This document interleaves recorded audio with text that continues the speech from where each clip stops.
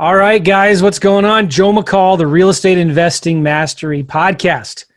Glad you're here. And we're going to be talking about one of my favorite subjects, land investing, on this episode. And I have a friend who's been on the show before. His name is Willie G. And we're going to be talking about some new things that he's doing, new since we talked to him last. And it's going to be pretty cool and exciting. And I think you guys are going to get a lot out of this podcast. So stay tuned. But first, let me remind you, this podcast is brought to you by my book, Recession-Proof Real Estate Investing. And one of the things I talk about in this book are the new opportunities that are coming our way in this recession. And we have actually started doing more land deals than we have in a long, long time. We're starting to see an uptick and an increase in motivated seller leads and a ton of interest in buying the properties that we're selling. Yeah. And I talk about that here in the book, Recession-Proof Real Estate Investing. It's more than just a book, and I have a lot of cool things in here, like it's all in color too, right? So I give you the signs that I use. I even give you, you look here, the letters that I use to find the buyers and to find sellers. It's a book that comes with a mind map. It comes with some videos. It comes with my spreadsheets and scripts, what we say to sellers, how we make our offers. So there's, they say with every crisis comes an equal amount of opportunity. So you can get this book right now for just $7 at reiproof.com, reiproof.com. Go check it out. And again, one of the things I talk about on there is land investing, because that's something that we're doing right now, me and my boys, my two teenage boys. So let's just dive right in right now. Willie G, how are you, my man? I'm doing well. Thanks for having me on the show again, Joe. Appreciate it. Yeah, I'm glad you're here. I don't remember how long ago it was. Maybe when you're talking, I'll look here to see how long ago it was when I had you on before. But you're doing some pretty cool things. You were doing some deals, then you started doing some teaching and coaching, and then you just said, you know what, I have to focus on land. And your business has, since you've been focusing on land, has really exploded. And so I'm excited about it. And so I reached out to you and I said, let's do a podcast and talk about what's going on with your business. And because I'd like to learn a little bit about what you're doing as well. Let me give you all listening to the podcast a little history here before I start asking Willie some questions. I have two sons who are 16 and 15 years old. And for the last year or two, they've been really interested in getting into real estate.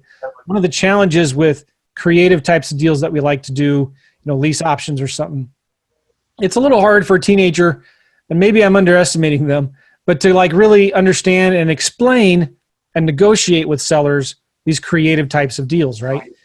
And so one of the things I've liked about land investing that I've been interested in for a long, long time is you can send out mail, you can actually make offers before ever even talking to the sellers, right? And I thought, well, I could have my boys do that. When we can send out mail, the lead comes in, it goes to voicemail. My boys can do the research. They look at actives, they look at sold comps. We make an offer at 20, 25% of whatever the value is today. And they send the offer, and we don't even have to talk to the sellers until after they've gotten our offer.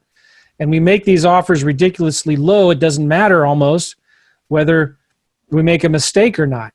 Now, we still do some due diligence. If they accept the offer, I have some friends of mine that used to do houses with me, and they want to do land instead. So they're helping me sell the properties once we get it under contract. So my boys are making a ton of money. We just did a deal.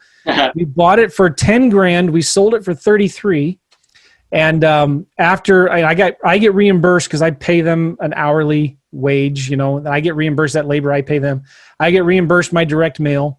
And then my partners who sell the land, they get a certain percent of the profit. But one of my boys got almost $10,000 for sitting down working, now over, they're spending hours and hours on it, but that one deal, he only spent maybe 15 minutes on it, right? And he's getting a $10,000 check, and the guy's not even, he just turned 16. My other son got a check for $4,000.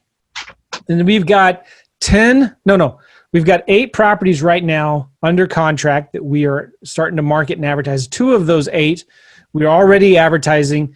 We already have a lot of buyers interested in them. And the other cool thing is this, my other son, and I'm not going to name names because I'm trying to protect their privacy and all that. But one of them is going to be getting like $23,000 in profits. And the kid is just, I'm thinking, what am I doing here? Like, maybe I need to be keeping more of these profits, right? But, if these deals sell, I'm not going to count my eggs, but that's only 3 of the 8 deals right now. He's going to get a nice check in the next 1 or 2 months for like $22,000, $23,000. So anyway, that's the intro to this podcast, because Willie G is doing a lot of really cool things right now. And I love land investing. There's a lot of new opportunity right now in real estate. And if you're just looking for another stream of income, another potential way to make some money while you do houses, I'm not telling you to start a whole new business, but, take a look at what we're doing here and what's going on. And I think you're going to be really intrigued. So Willie, thanks for being here, man. Yeah, thank you. And I like what you're talking about, getting your kids involved with it. And I don't think real estate needs to be complicated for the average real estate investor. I think land is a heck of a lot simpler than other niches like wholesaling, house flipping. And when you remove the structure, you remove a lot of complexity. Everything gets to be a lot more simple. And I don't know why, just because you're middle-aged means you need more complexity. I think even if you're middle-aged, you'd like some more simplicity and to start a business that a 16-year-old can do. And it sounds like your sons are doing very well. And if your sons can do well, I don't see why anyone else who's a bit older, more experienced, has more skills, can't get involved and do extremely well. So I don't think just because you're getting into real estate needs to be complicated.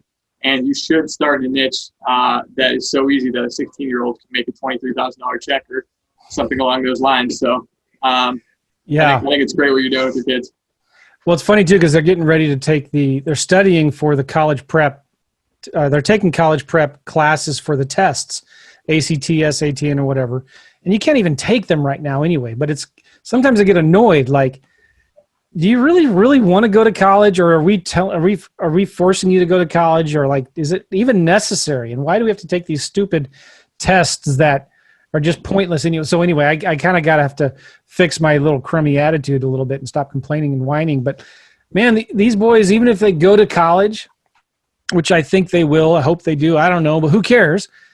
They even if they go out and get a degree, I suspect that they get a job in the real world. If they do, they're going to look back and think, man, it was sure easy making $20-something thousand just sending some offers to vacant land deals in the middle of nowhere, right? So, okay, Willie, let's backtrack a little bit. What is land investing? And in a broad picture thing, how do you buy and sell or flip vacant land? Yeah, so I guess let's start with buy. We buy vacant land by sending out direct mail offer letters directly to owners of properties. So you're sending offer letters. You're making them an offer on that first letter. So no cold calling, no driving for dollars, direct mail offer letters. We will put the price of what we want to buy the property in that offer letter. And then we literally will find the hottest markets in the country, the areas where we find there's the most activity, there's the most demand, most people buying property. We will literally draw a circle around that area, and then we will mail that area and offer prices, because once we buy it, we want to sell it fast. So we're gonna send out direct mail offer letters. We're gonna circle that area, find all the owners in that area, and pretty much blast out mail, and the phones will start ringing. So that's how we buy property. Super cool. I want to talk more about the details of how you do that in a minute. Now, when you buy them, what do you do with them? Are you buying them with cash? Yeah, so we buy them cash. So we will literally close the deal. We'll hire a mobile notary. In many cases, sometimes we'll close with title. I would say about 25% of our deals with title closes. 75%, we're literally sending out a mobile notary to meet with the seller and sign the deed. And we will literally give them a cashier's check. The notary will give them the deed, and then we'll send it to the county for recording. So we save a ton of money on having no realtor commissions, having no title fees, and just making the transaction as simple as possible for the seller. And that's part of the takeaway that the seller and the value proposition for the seller is we make it so easy for them, and they get a net amount on that cashier's check. So we pay it cash, and then we're going to go and turn around and try to sell it online through various websites, and ultimately drive traffic to our website and guide customers towards a checkout on our website. Most of the time people are checking out with a credit card. and most of the time people are making payments on terms. And what's great about this niche over any other niche in real estate is our margins. Our margins are by far the best aspect of this business. So an average deal for us kind of looks like we're making a $3,000 cash offer, and we will turn around and sell it for around $18,000 to $20,000 on terms, and just do it again and again and again.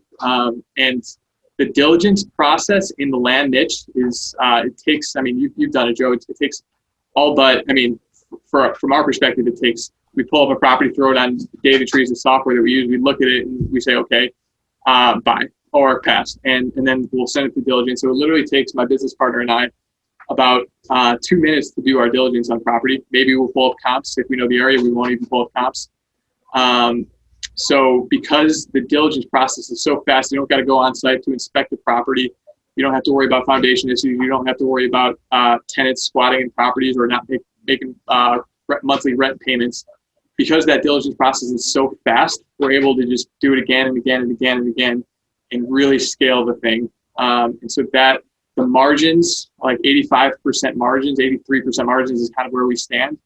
And like, I don't think there's any other niche in real estate, like even in any business, like 83% margins is really, really high. So, I mean, those are kind of the fundamentally the best things about this niche, in my opinion, and why I think it's much better than getting involved with houses. Is scalability, can do it from anywhere. Choose the hottest markets. It's all done remotely. I mean, there's so many good things I could say about it, and frankly, can't say enough. I'm writing down my questions here. So if you I know I mentioned a lot of different things, and we can go deep into any of those topics. So happy to go deeper on wherever you want to bring this conversation. Let's talk about how many deals are you guys doing a month right now on average? So we are the past 4 weeks. It's been, so we're doing about 60 deals a month right now. So the past, call it 3-ish months, I would say is 55 to 60 properties sold per month on average. 50 to 60 properties sold per month. Correct. So, I mean, I don't know many house wholesalers who are able to kind of churn out that many deals. And again, I think it speaks to the scalability of this niche. You don't need to go on site to these properties. You're not driving for dollars. You're not managing a huge team of people going out to make offers on properties. It's much simpler, much more scalable.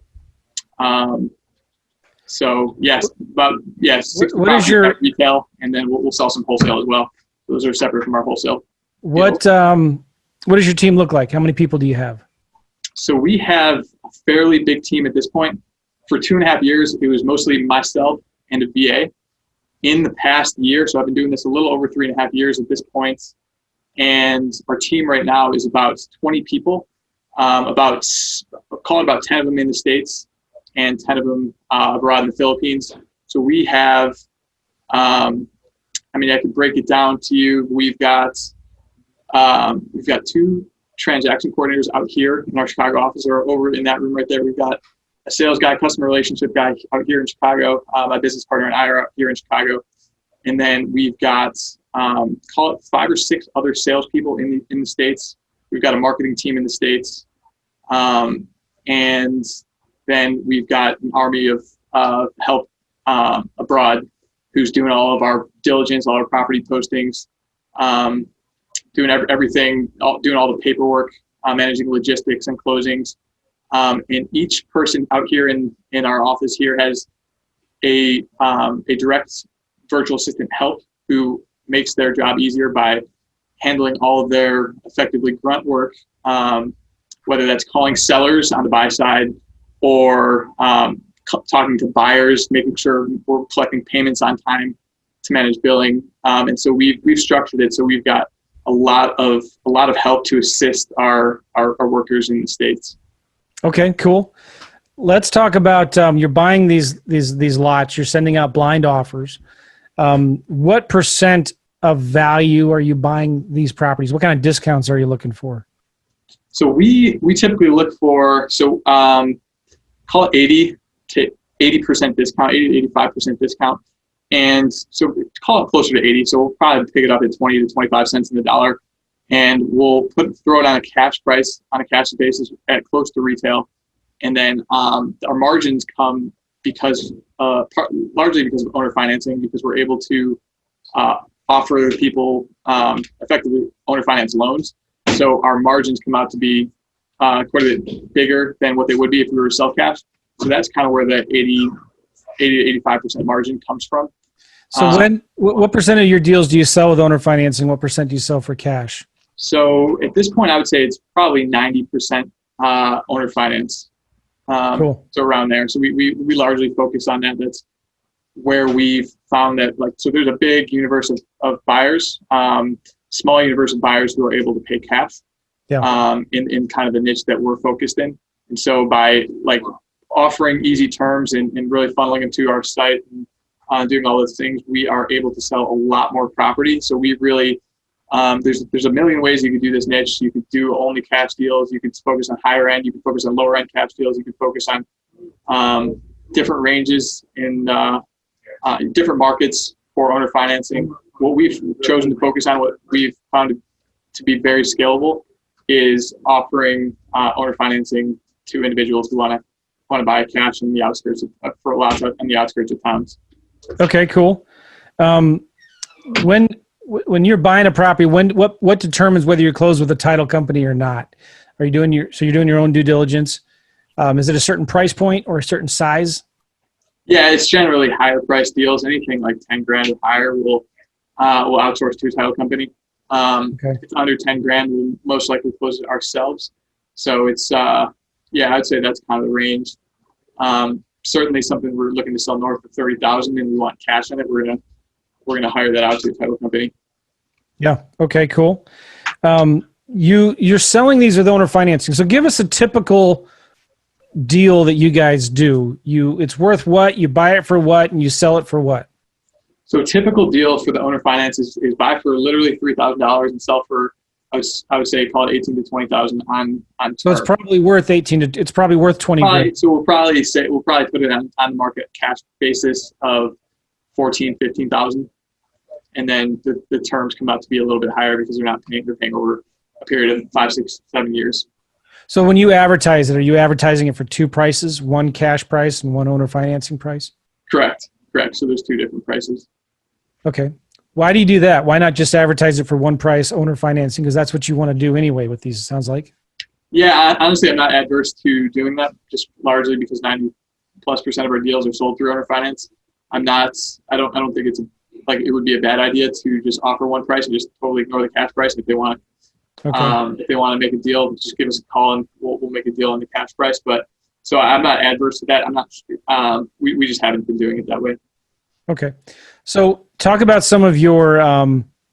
It takes a lot of capital to buy these properties, and you're selling 50 or 60 a month, but maybe only 10 of those are for cash, right?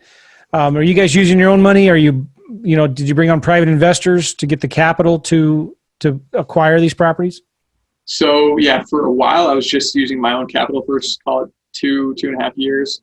And then I formed this new partnership with my current business partner, Paul. And then I continue to use some additional capital, and then we've got some investors involved. And then ultimately now we're raising a fund to continue to buy and sell. What do you tell the new investor who's starting to have some success, starting to pick up a lot of deals, they're running out of cash to buy them? What are some of the things you recommend to folks to get the money to start buying these properties? Yeah, so I think if you have a budget of around $5,000, you could literally start buying these lots at $500 and selling them for, call it $2,500, $3,000 pretty regularly. I don't think those margins aren't super crazy at that price point. So I think if you could afford the mail, you could start doing that. Alternatively, there's a few other ways you can get started. One, you could find investor capital. You could send out mail, find some deals. And then once you find a good deal, you could even set it at higher price points on the property. And once you find the deal, then you could look for them and say, hey, I got this deal, post in a bunch of Facebook groups, and just say, hey, real estate groups, just say, hey, I found this deal, land deal, it's worth, call it 50, I'm buying it for 10. I'll split profits 50-50 or 60-40, however you want to structure it. 60-40 in favor of the investor. That would be another alternative. So if you're strapped on cash, look for investor money, or do small deals, or you can look to take out some debt that's maybe less. If you have a job, I'd feel comfortable saying take out some debt, because you have the recurring income on your W-2 wages or whatever it is. So I'd feel comfortable suggesting that's not a bad avenue.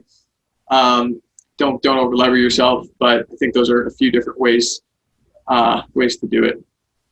I would imagine it wouldn't be that hard to find private investors for these deals because their margins are so big.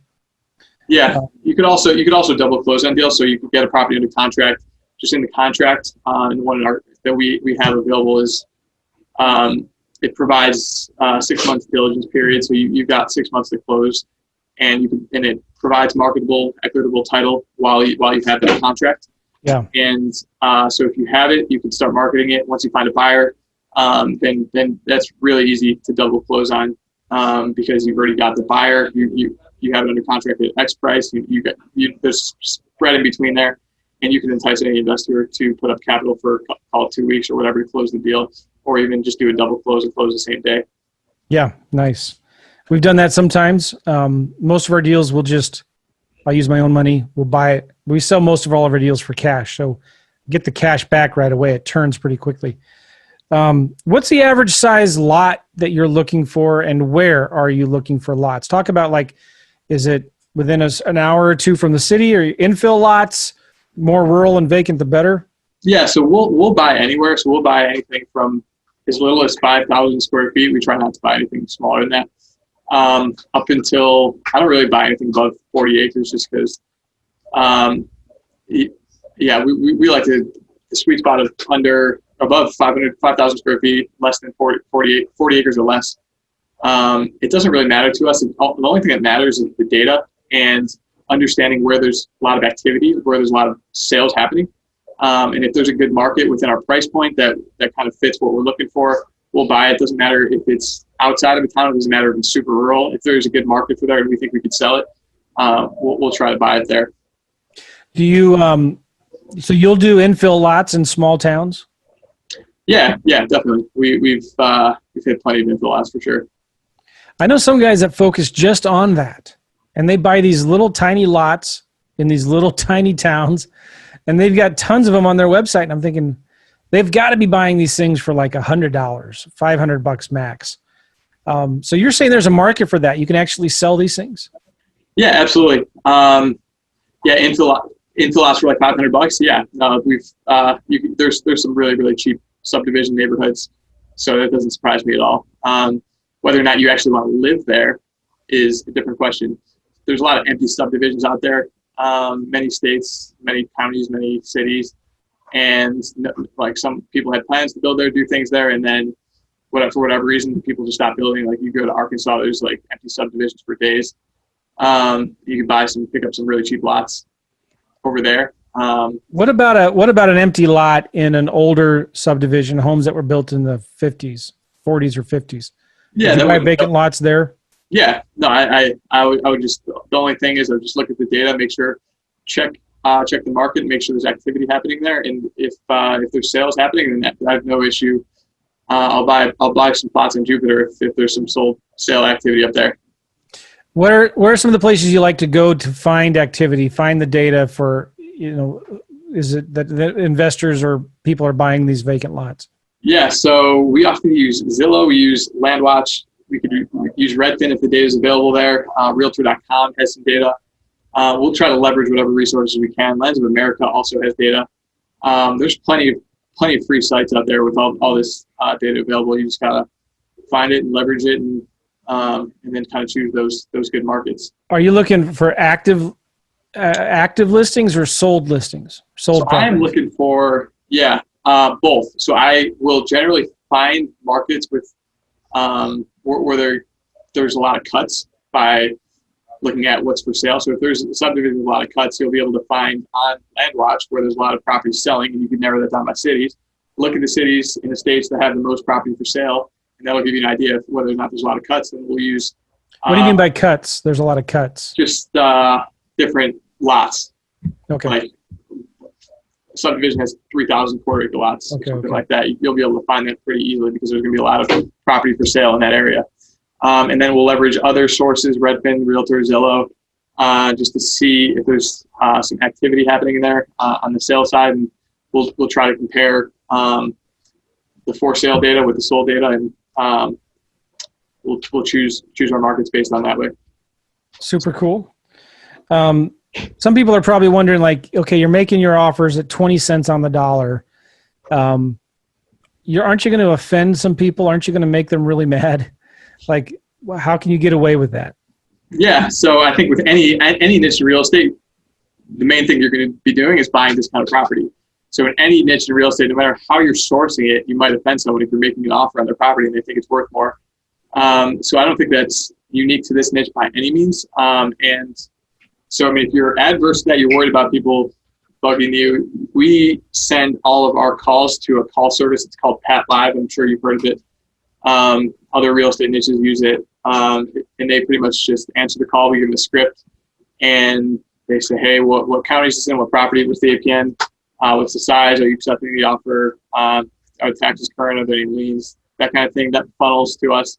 And so we don't deal with any of that. And we're just reviewing deals saying, yeah, buy, sell, or buy, pass, buy, renegotiate because of no access, whatever. So that's kind of how we've built it. So we're not dealing with any of that anymore. Cool. So when you get a property and it comes in and it has an HOA or doesn't have road access, what are some of the deal killers for you when you're looking at deals? So if there's any notable liens, or if it's an HOA and there's back liens, it's not deal killer, but if like back taxes, HOA dues that are past, that are not current, water fees that are not current, we will absolutely have to deduct that from the purchase price. If there's an HOA, and if the seller's not cool with that, then we'll likely pass on the deal. If there are HOA fees that are, call it north of $500, that's a red flag for me. I'm not super interested in paying that. If they're less than $500, I'll probably mess around with it. Or if they are over $500, I'll have to make a really low offer to it, really entice myself to have to go through that headache. So that's not necessarily a deal killer. But those are some of the things to look out for. Properties without road access is worth considerably less to us. So we're not as willing to buy those, but we will if we get it at a good enough price. And I don't know that there's any other deal killers that I can think of. If the terrain is really bad, then I'm not super interested. If it's very hilly or mountainous, I don't like buying those, even if you can get them pretty cheap. It's just I don't want to hold those. They will sell, and you can make some money on it, but it's not really what our strategy is. So try to keep it flat. Try to keep it with the road. Try to keep it with no HOA liens on it or back taxes, and that's generally all the diligence that we need. If it crosses those and it's in a good market, then we'll almost certainly buy it. Very cool. We talked about your markets. You're looking for properties that are in, there's a lot of activity.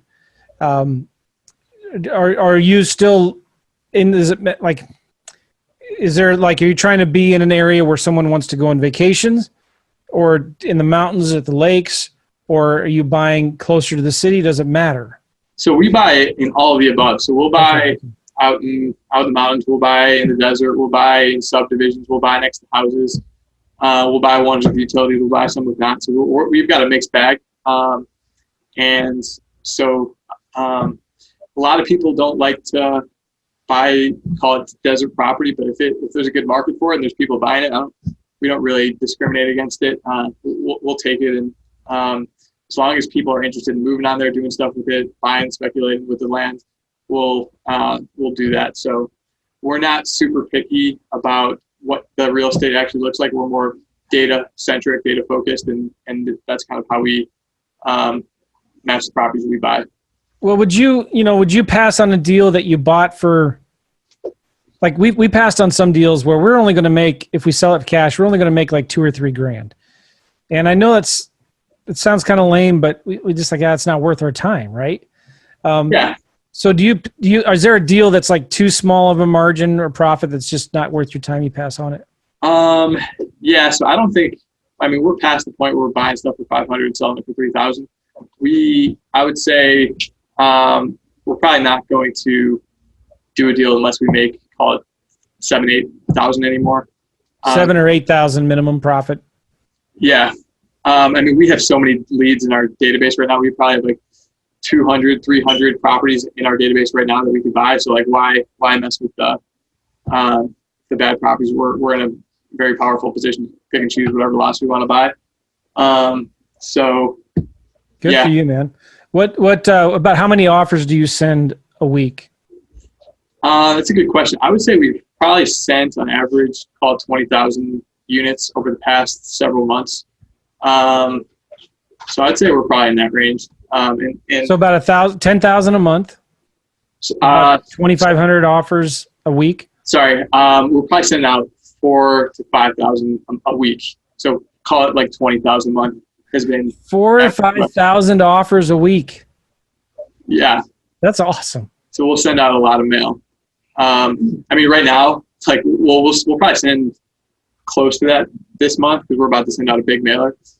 Next couple months we might taper it down a little bit. We were looking at our database the other day. There's like it funnels from Pat Live into our database, our CRM. We use Monday.com.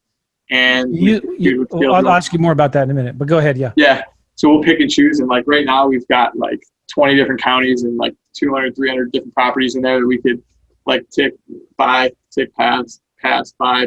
So we just don't have the time to go do that right now. So and I was just looking at our Pat Live bill yesterday, or like not bill, record, and there's like 43 calls, and it's been like that every other day is like 40, 50 calls.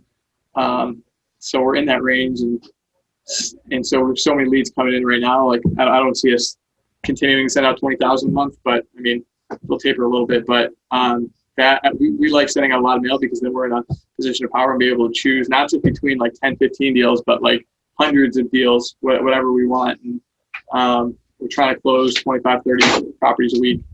And very cool. We think it's a very powerful asset to have is that database. And if you're skipping out in the mail, then you're going to be reaching for bad deals and trying to justify buying bad deals when with this niche, it's not like house wholesale. It's not like house flipping where deals are harder to come by. It's not that crazy to send out. I mean, the mail is expensive, but from like what you make on a single deal and the number of deals that you can do, the mail cost is negligible. So we think it's important to send out a lot of mail, have a lot of interest in leads. You're using Monday.com for your database, right? Yeah. Yes, one of our databases. So yeah, it'll Pat Live script. We'll have the virtual assistants scrub that list, throw it into Monday, and then we have a system where it's either buy, pass, or renegotiate, and we have to explain, and then the virtual assistants will go back and renegotiate with a template saying, hey, this property doesn't have road access. We can't offer you 5,000. We can offer you 3,000 for this reason. And then that'll get populated into Paul and me review it and that kind of thing. And then once we approve it, the VAs will add it to our other CRM, which hosts all of our properties. Our other CRM has over 1,000 properties in it. And that's kind of when we're under contract, closing on properties, listing properties. They're on the market and then sold under finance, paid off cash. And so that's how we classify everything. So we've got the way we're organized is the reason we've been able to scale. And we wouldn't have been able to hit this level if we weren't super organized. But as you're getting started, don't let it overwhelm you. I mean, we're at a level that I was nowhere near even a year ago. So, and there's plenty of deals to be had. You don't need to be this organized when you're getting started. It's just at the point of scale. And you could be doing a couple deals a week or a couple deals a month, and just having it be in Excel. I was in Excel for 2 years. So don't think that you need to get Pat Live. Don't think you need to get fancy CRMs or softwares, because you don't. You can answer the calls yourself. You probably should do it as you're getting started. You should be answering the phone calls, from talking to sellers, negotiating with sellers. You should be doing all that up front. Maybe you should take notes on a notepad. Like I don't want anyone who's watching this to think that you need any of this stuff, because you don't. And it's only at the point of scale where you need to start to get really organized. That's a real good point. So Real good point. don't let any of what I'm like talking about make you fearful. I would say listen to Joe's kids who are doing this, making $23,000 in a deal, and I think that's kind of you don't need a ton of real estate. You don't need any real estate background. You don't need a lot of technical. You really don't need any technical ability, maybe, and you just need to be able to read a market, which basically anyone can do. But I guess more importantly, have the courage to go actually buy these properties and then market and sell them, and then keep your head in there when things aren't selling or things go wrong. So yeah, that's so important to understand, because people, they get overwhelmed with the technical details. I need Pat Live. What? I need VAs. I need Monday.com. What's your other CRM that you're using after Monday? Airtable, which is kind of like Podio, and I got to set all this stuff up, and you get overwhelmed by that. No, I tell people all the time, if you just need a pen and paper. That's how I got started. Not that I didn't like computers, but I was on the computers all day at work. I didn't want to be on the computers in the evening, right? So I had 4 manila folders, one for blank lead sheets, one for hot leads, warm leads, and cold leads. Yeah, there you go. Every time a lead came in, it would go into one of those 3 folders, and I would write down what the next thing I had to do was. Every day I would first go through my hot leads, and then my warm leads and my cold leads, right? So yeah, you don't have to have the technology to do all that. I've customized REI Simple to handle our land deals, and it's pretty killer. It's amazing how it works. I love it. But you don't have to have that to get started in any kind of real estate that you're doing. Let me ask you some more questions here, if you don't mind. Your owner financing that you're doing, what's an average like interest rate you charge, or the monthly payments that come from that? Sure. So we charge 0% interest, so we make that easy. And the average monthly is about $250 a month. $250 a month. Yeah. So we recently made our payback, so the amount we need to get our money back to be, call it under 12 months. So the monthly payment is probably going to be maybe $250 to $275 now. So we're trying to get a little bit more a month and just get everything paid off a little bit faster. Oh, so you're only owner financing these things for under 12 months. Sorry, no, that's our payback. So the average owner finance length is probably 6 to 7 years. 6 to 7 years, okay. Yeah. But you get your money back in 12 months. Yeah, 12 months or less. What are you getting on average for down payment? Average is very low, so it's basically what the monthly fee is going to be. So we want to get them in the door and get them paying monthly rate. So we try to keep it super low. If you're cash strapped and you need the capital to churn, and you're trying to get started, and you're like, I can't afford to pay $3,000 in property and get my money back in 12 months, then I would say try to get your money back on the down payment, or just do cash deals. So don't focus on our model as much. I mean, we're at the point where we're sophisticated investors at this point. So if you need to do cash deals, or just focus on getting your cost basis on a down payment. Okay, cool. Do you track your default rates? What are your default rates on these owner financing notes? Yeah, so right now we have the metrics that 5.5% of people are late right now. 5%? Yeah, or just over 5% are late at the current moment. We just had our weekly meeting. That's kind of where the numbers roll out right now. I would say the number of people who default in their first year is under 20%. After that, it's really, really small, because at that point, they don't want to lose everything they put into the property. And at that point, it frankly doesn't make too much of a difference from our end, so we don't have to stress about it too much, because, like I said, 12 months is how quickly we get our cash back. And so we'll have our cash back from the property at that point. Cool. And so about 20% on average, you're saying default within the first year. Yeah, under 20%. So over 80% will hang on. Yeah. Okay. What are some of the main KPIs that you track? If you could have a TV monitor on your wall, What are some of the most important metrics you're following? I will pull up our scorecard right now. Oh, so I love scorecards. Yes. All of our KPIs are right here. Property sold, total deal value, weekly receivables, new sales leads, sales interact. I mean, I could go down this list. It's pretty long. Let's see. I'll pick out the important ones. Number of new properties listed for sale. I think that's a good one. Weekly site traffic, median days on market. number of properties purchased each week, number of title deals closed, number of buyers late, number of buyers in contract, number of people defaulted, cash collected through our processor. Those are some of the main ones we have. What are your most important metrics? Like if you could only look at one or two numbers every day, what would those be? Our weekly receivables added, I think, is very important. Our total deal value from the week is very important. Is that deal value of what you purchased for the week? So that's sold. So like total terms to be collected over the life of that loan. But I think even more importantly, that is weekly receivables added. So we have weekly meetings, and these are the numbers that we're looking at. So the amount of receivables we're adding to our that we're adding to our book of receivables each week is. So this is additional receivables. Additional receivables added to our recurring revenue. Now this is a personal question. You don't have to go in too deep in the details, but how is your cash flow? So cash flow is it's good. I mean, obviously with real estate, you need a lot of cash to grow a business. So I would say the margins and kind of, if you compare it to cap rates and like you're looking at other niches, say you're looking at apartment buildings or you're looking at any other niche that like, I don't even really, apartments, whatever. Multifamilies, storage units, mobile home parks. Units, mobile home, whatever. Cap rates are called sub 10% on average, right? You agree with that? Yeah. So with this niche, I mean, if you compare it, like you're getting all your cash back in 12 months on a deal. So our median days on market is under 30 days.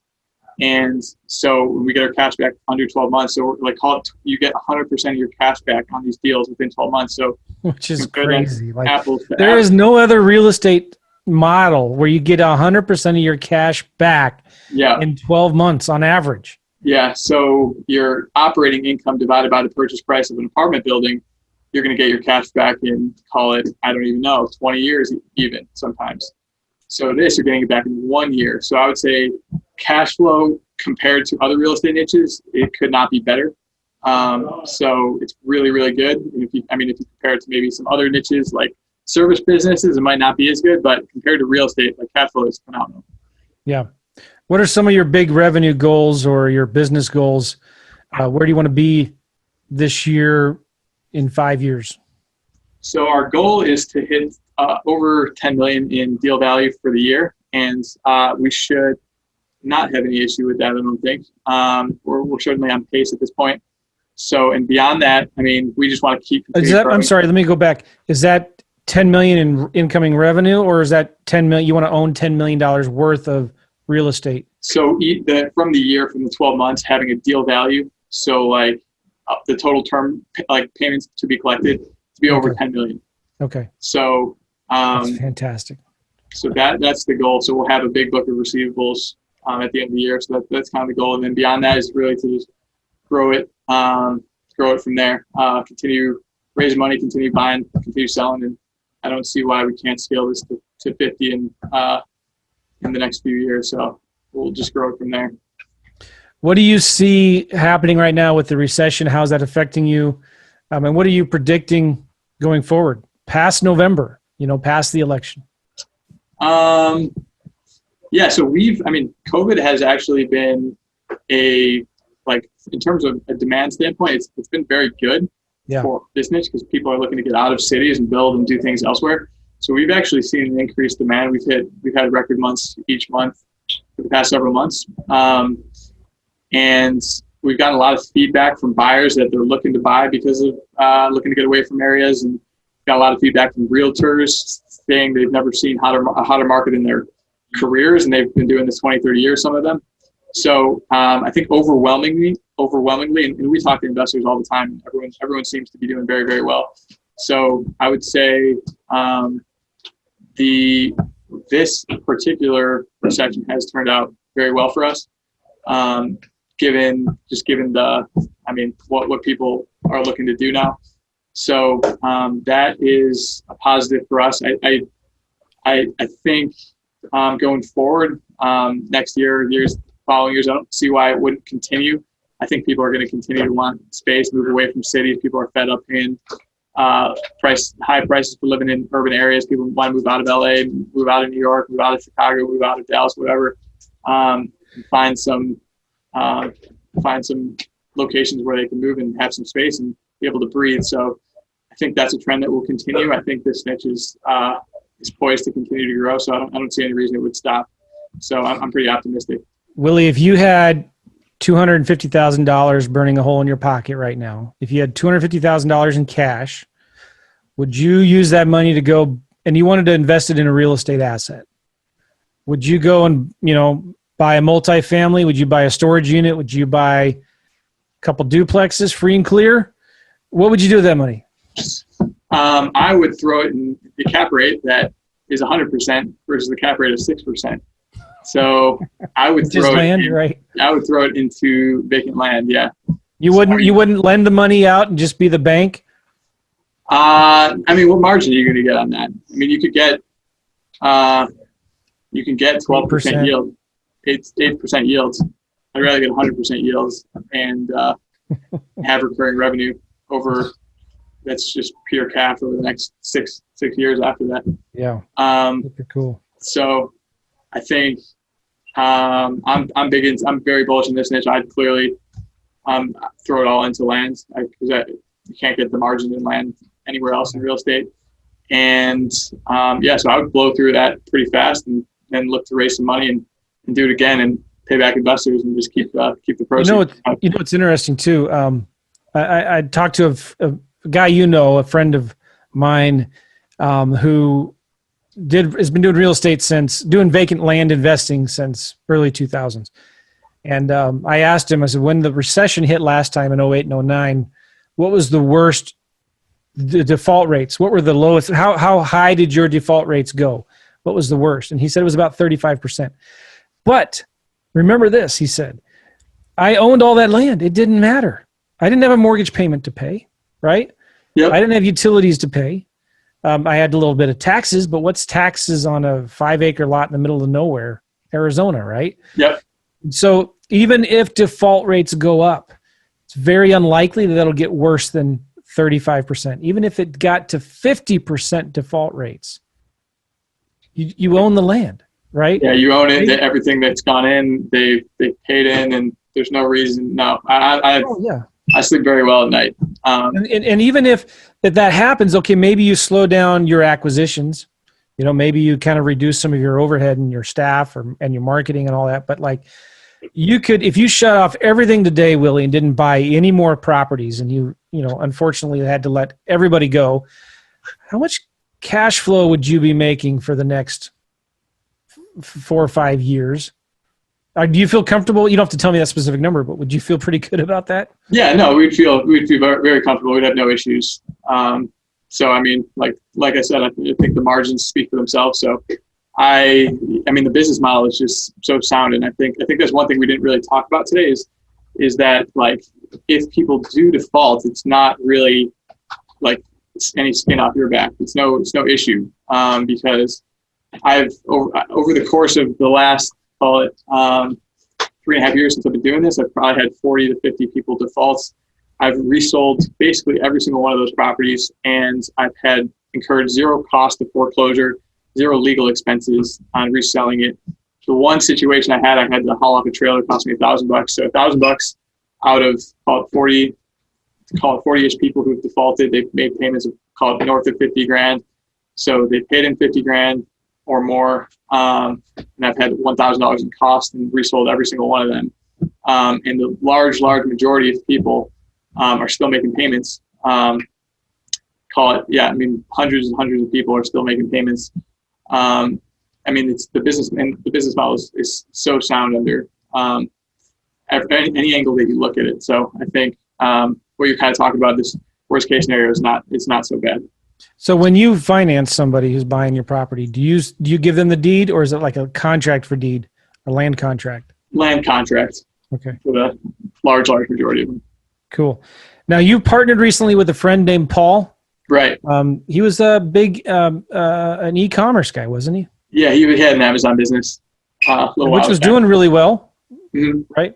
Yeah. Why did he get out of it, and why was he interested in land? So he got out of e-commerce because there's a lot of issues with Amazon controlling the platform and taking a lot of his spread. There's a ton of competition in the Amazon field. It's just not that way in vacant lands, and a lot of headaches that just he had to deal with that are just not associated with this niche. When you have your own website, you're driving traffic to your own website, or you're just marketing on these platforms, and you just don't have to deal with that. And the margins on this business are, like I said, around 80-85%. In the Amazon field, e-commerce, it's like, I don't know, 20-30% at the most. So I think the fundamentals are just very strong here. And so how'd you guys meet? So we met through a mutual friend. Okay. Yeah. Cool. And you guys you partnered together on this land investing business. What did he bring to the table that you didn't have? I'm just curious. So he really nothing. I'm just kidding. That's why he's not here. Yeah. No, he had a good sales and marketing background and had ideas of like growing the business and hiring people. So we really built this team into much bigger, and much bigger than it was when I had originally had it on my own. So like I said, it was just me and a BA before, and he's got some sales expertise I didn't have, and so he's really been focused on the sales and helped a lot with that. And so it's been a great partnership. And you guys have created a course together called Land Investing Pros, where you teach and coach people how to do the same thing. Is he more involved with that on that side of things? So he's all involved in everything. So reviewing deals, doing everything sales, and we're certainly equal partners in everything we're doing. Cool. So talk about, what is Land Investing Pros? What is that? What's your goal? So Land Investing Pros, we've got our business pretty automated, where Paul and I were really only reviewing deals, sending out mail, and that's really it. And so we've got some time, and we're like, why not?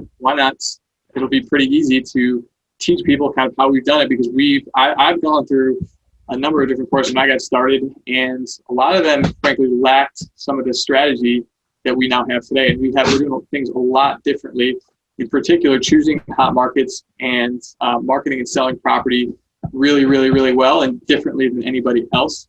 And we're like, why not just create this course and try to market and sell it, and teach people kind of our system, because we truly believe that we're doing this better than anyone else out there. So we have put together a step-by-step course from how to choose markets, how to build your lists, how to target those lists, how to price those lists, how to get it out in the mail, how to close deals, special focus on marketing and sales. Because if you're a land investor, you got started, you know that it's not so hard to find deals, but it's a little bit slower market on the sell side. But if you can figure out how to make that faster, you're going to do really, really well. So that is a core focus of our course. And then systems and scaling, that's everything that's taught in the course. It includes all our templates and resources, everything that we use in the land business is included in the course. It also comes with 3 months of group coaching. Who David, our sales guy, who's just walked past, he is doing those weekly calls and helps with that. So you get everything there. So that's what we're doing now, and cool. That's why we're doing it. Very good. And how can people get more information on Land Investing Pros? Is it so I'd encourage podcast I'd encourage anyone who's interested to join our Facebook group, Land Flipping Formula, and on Facebook, Land Flipping Formula. You can also we do have a podcast, Fire Your Boss Real Estate Podcast. Those are probably the best ways. You can go to our website, landinvestingpros.com. We've got a free webinar in there. There's a number of different things people can do. Very cool, man. I'm happy to see you doing so well, Willie. I remember watching your videos when you first came out. I think I first heard of you from a podcast you did with Seth Williams. Okay. And it's cool to see you just explode your business, man. And congratulations. Good for you. I should have worn my St. Louis Cardinals jersey today. If I would have remembered that you're from Chicago, I would have honored you with my St. Louis Cardinals gear. But I do have, if you see in the video right there, there's the St. Louis Cardinals hat. Okay, that works. Shelf. That kind of works. But are you a Cubs fan, by the way? I am a Cubs fan. I'm not following baseball too much, but yes, I consider myself. If there were games, I'd be going to games. Don't be surprised if this podcast is never published now. I'm just kidding. Just kidding. It's a friendly rivalry. Love Chicago. My dad grew up in Chicago. He grew up in Lake Forest. Oh, cool. Yeah, I grew Lake up in Bluff. Aren't they right next to each other? Neighboring city. And he'd go down to the Wrigley Field with his dad when he was a kid. And I remember as a young kid going to Chicago when I was a little kid. It's so freaking cold and windy in the wintertime. It's crazy. Yeah, downtown. Especially downtown. I don't know what the buildings just like funnel. It's probably the lake. But yeah. So anyway, Chicago's a cool place. Glad to see you doing so well, Willie. And guys, again, go check him out. Land Flipping Formula is the Facebook group. So go to Facebook, do a search for Land Flipping Formula, the Facebook group. You've got a YouTube channel and a podcast. Is it just called Land Investing Pros? Yeah, I think it's the podcast. Yeah, Land Investing Pros is the YouTube channel. Fire Your Boss Real Estate Podcast. Fire Your Boss Real Estate Podcast. Right. Cool. And then your main website where your course and they can watch a webinar, landinvestingpros.com. Right. Correct. Cool. All right, man. Hey, say hello to your business partner, Paul. And thank you for being on the podcast, Willie. I'll tell him howdy. Is he a Cubs fan, by the way? Appreciate it. Thanks, Joe. What?